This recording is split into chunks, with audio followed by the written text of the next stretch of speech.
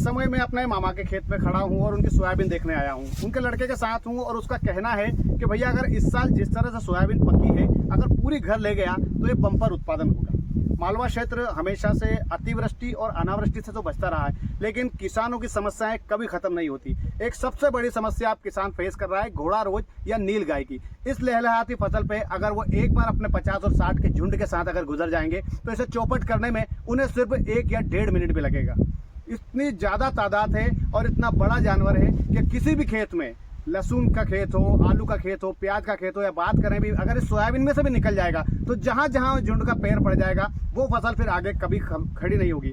राज्यसभा में सांसद कविता पाटीदार जी ने, मध्य प्रदेश से बीजेपी की सांसद आती है राज्यसभा में, कविता पाटीदार जी ने किसानों की भाषा में ही इस मुद्दे को रखा है। मैं कविता जी को बहुत बहुत धन्यवाद देना चाहूंगा कि उन्होंने किसानों का दर्द किसानों की भाषा में ही समझाया है। कई बार ये कहा जाता है कि किसान अपने खेत के आसपास कांटेदार तार लगा ले, लेकिन उस तार को लगा सकता है 6 या 7 फीट, जबकि वो जानवर इतना मजबूत है कि वो 12 फीट की बाउंड्री को भी, 12 फुट की वाल को भी कूद सकता है। ऐसे में ये उपाय बिल्कुल नकारा है।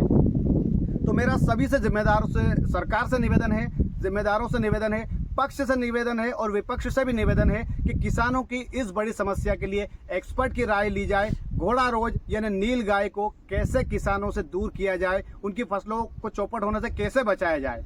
यहाँ मैं एक बात यह भी कहना चाहूंगा कि वन्य जीव प्रेमी होने के नाते मैं ऐसी कोई सजेशन नहीं मांगना चाहूंगा या ऐसा कोई उपाय नहीं चाहूंगा जिससे उन अमुक जानवरों का भी नुकसान हो। उनका भी पक्ष रखा जाए, उनको ऐसी कहीं जगह अगर पहुंचा दिया जाए, किसी अभ्यारण्य में छोड़ दिया जाए, या जो भी मुझसे ज्यादा एक्सपर्ट हैं वन्य जीवों के, उनसे राय ली जाए कि उनका भी कुछ न बिगड़े और फसल भी लहलहाती है जो उसका भी कुछ न बिगड़े। तो किसान के लिए सबसे बड़ी समस्या पिछले 10 सालों में 60-60, 70-70 के झुंड में घोड़ा रोज और नीलगाय आती है और फसल चौपट कर जाती है। इसके प्रति ध्यान दिया जाए, इसके प्रति कुछ न कुछ एक्शन जरूर लिया जाए। कविता पाटीदार जी को एक बार फिर बहुत बहुत धन्यवाद। एक बार फिर किसी मुद्दे के साथ, देपालपुर की बातों के साथ, देपालपुर के अलग अलग मुद्दों को इसी व्यंग्य और कटाक्षी भाषा में लेकर फिर हाजिर होऊंगा। फिर तब तक के लिए दीजिए इजाजत। जय हिंद, जय